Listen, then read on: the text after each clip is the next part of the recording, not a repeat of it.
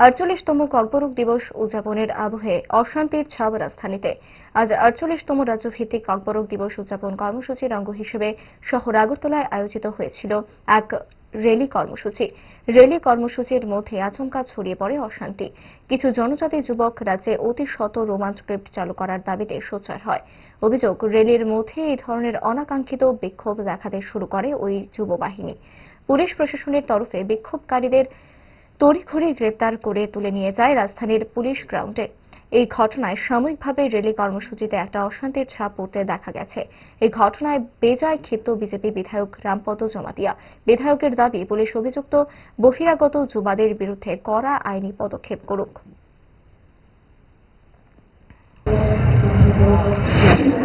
এটা সবচেয়ে দুঃখজনক ব্যাপার।